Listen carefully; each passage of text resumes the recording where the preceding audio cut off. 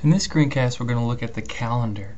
The calendar doesn't automatically appear in your course. You actually have to add it. But I think it's a wonderful feature to add because it's another place to facilitate or push information to students that's really user-friendly and easy to update and manage as the instructor.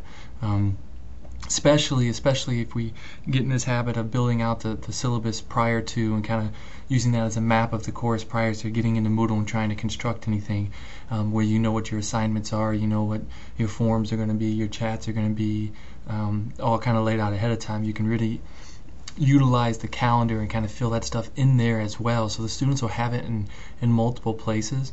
And I think anytime something can appear in multiple places for the students, there's less of a chance for confusion, as well as less of a chance for the students to claim, I didn't know, which is always a nice out for them. I'm going to move you over here to the right, okay, and then I'm going to go ahead and scroll down. Now they're built in here, but I'm going to show you how to. I have to turn editing on first, so make sure you have editing turned on, because that's going to give us the add block option. If the screen's refreshed, I'm going to go ahead and scroll you to it. You see editing on this option down the menu. Here would be calendar. Because I already have it on there, it's not going to show up, but this is where it would be. Once you add it, okay, and I would suggest moving it and placing it toward the top of the course, so that it becomes something they see as soon as they drop in. And the way you move items in the columns up and down is with these arrows. So each time you click on it, it would move one space. So if I clicked on this, it would jump above messages. If I click down on it, it would drop down below latest news and swap place. But once you have it, one of the ways we can utilize this is, let's go ahead and click on the month. And what will happen is the screen's going to refresh, and at first you're kind of going to just give this general view of monthly calendar, okay, of what it looks like. Before we mess or get into that, let's go over here to the right hand side of the screen. Okay, a few things that I want to look at here. New event, we're going to get to in a second. Preferences, and the events keys. The events keys is kind of a color-coded system, and you see you have global, group, course, or user. Global would be the entire site, so every Moodle user, everything in Moodle. Okay. Group would be if you have any, you know how we always see the module settings or the common module settings at the end of each function in Moodle, and always has groups, and I reiterate that they're not learning teams, so we don't set them. If you had something like that set, the group would be in yellow, so it would be a group activity. Courses for this specific course that you're in, and users would be user specific, relating to specifically to the user, or an assignment or an activity specific to the user. And if you clicked on either one of these, it would give a list of all those that fall into that category. So if I click on user, and the screen refreshes, okay, we have the option now. Well, it's in March. Let's go back to April. So if I scroll down here, you'll now see that global events shown, group events shown, course events shown, but user events is hidden, okay, and now it up above. All right. If I scroll you back up, notice here now how the user eye is closed, so the user events aren't going to appear.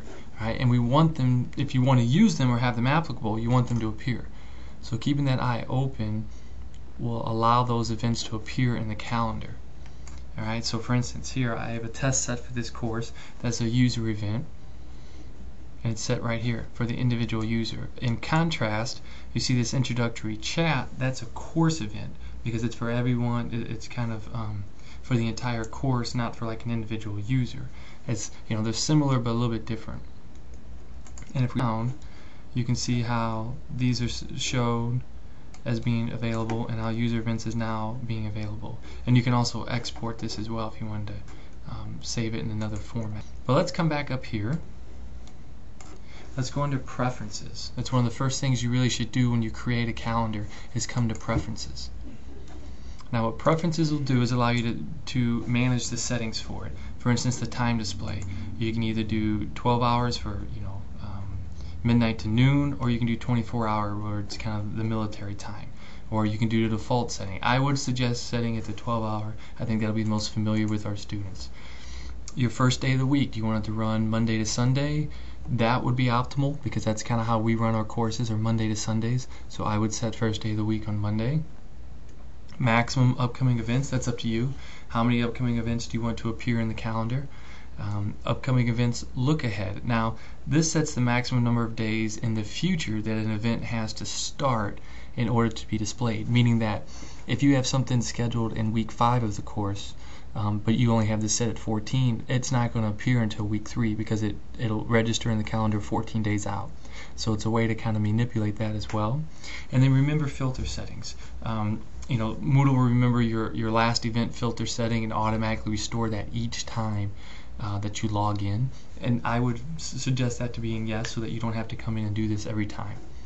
Okay. And you bring this down, and you come down to the bottom of the screen and click Save Changes. Okay. So that's going to save, and it's going to bring us into kind of a different look or a different window, because it's going to bring us into kind of what events we have. Now these are already set in the class, so I mean obviously you would have more depending on how much you have entered in there and how your settings are. But upcoming events, notice what class it is as well. Make sure your class name is up there, or if you're teaching multiple classes, that you have the correct class name up there, so that you're not adding things to the wrong class. That's important. But if we come over here, notice here it has for tomorrow, and you can click on it and get all the detail that would be in the calendar setting. Or notice over here it has 20th of April, so because I left it on 14 days, it's giving me advance notice. So those kind of features are nice for students, so they can kind of get a good layout of what the class entails ahead of time, not only through the syllabus but also through the convenience of the calendar. And if we come scroll the screen down a little bit, if I bring you over, notice here in the month of April, there we have the two activities. We have the course activity, and if you leave your cursor on it, it pops up, and if you clicked on it, it would take you to it. It links you to it. And then here we also have the user activity. And again, if you clicked on this, it would take you to it. It creates that link. So again, it's a nice little function there. But to get a new event, we're going to click New Event in the upper right-hand corner there. And then you have to choose. You have either a user event, a course event, or a site event. Notice here there's not a group event, and the reason why is because we went back to the course settings, and I had no groups in as far as my settings, so it doesn't give you the option of having a group event. Okay, so you could actually even turn that off, put the eye down on it so that the students can't even see that, so they don't even question it. But if we were just to do a user event, click OK, and a very familiar screen pops up. Give the event a name. Alright, give the event a description.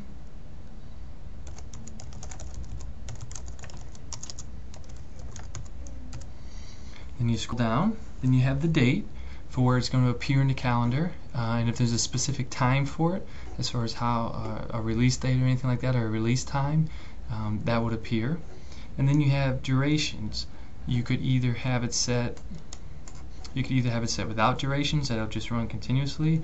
You could have it set where it just runs on the calendar until a certain date, or you could even set the duration to minutes so that it could actually go to the nearest minute and then disappear or drop off the calendar. So you could be really precise with this if you prefer. And then if it's something that's going to be, if you know that it's a weekly chat or a weekly form or a continuous one, that you could have it repeat weekly, or creating altogether, however many events there are. So say it's a weekly form and there's 7 weeks or 8 weeks, be repeat weekly, creating altogether 8 events, and fill that in that manner, and it would appear. Okay, so it gives you some great options, and then you click Save Changes, and it'll bring you back and kind of show you. And notice that because it's this date, it pops up Tuesday, this date.